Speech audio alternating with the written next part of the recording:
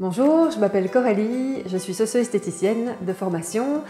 J'ai commencé par l'esthétique à la base et puis je me suis spécialisée en socio-esthétique. Donc la socio-esthétique, c'est une spécialisation de l'esthéticienne qui vous permet en fait de travailler dans un cadre beaucoup plus large que l'esthétique. Donc on n'est plus dans l'esthétique pure et dure, on est vraiment dans le bien-être. Vous travaillez avec un public qui est fragilisé, qui est en souffrance, qui a une autre demande que la personne qui va chez l'esthéticienne.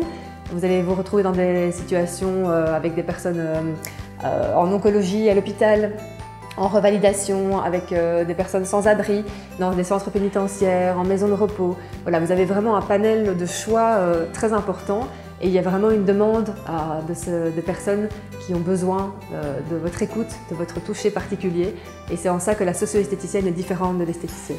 Pour devenir socio-esthéticienne, je pense qu'il faut se sentir appelé quelque part. C'est une qualité sociale. Donc si vous n'avez pas du tout la fibre sociale, ce n'est pas un métier pour vous. Par contre, si vous avez vraiment la fibre sociale et que vous avez envie d'aider vraiment les personnes que vous soignez, alors la socio-esthétique est un métier vraiment merveilleux. C'est un métier où vous allez être proche des personnes que vous soignez, où vous n'êtes plus dans l'esthétique pure et dure, vous êtes vraiment dans le bien-être.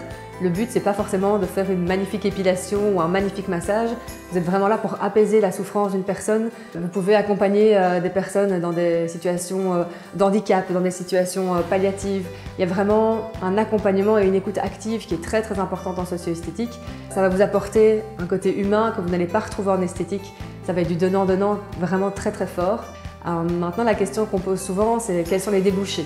Et ça, c'est vraiment la grande question qui fait très peur. Alors oui, il y a des débouchés et il y en a beaucoup.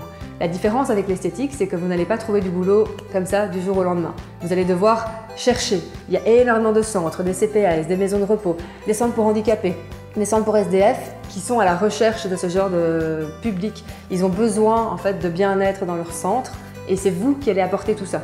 Mais il va falloir toquer aux bonnes portes. Si vous êtes esthéticienne et que la formation vous intéresse et que vous avez cette petite fibre sociale en vous, alors rejoignez-nous à l'EFP.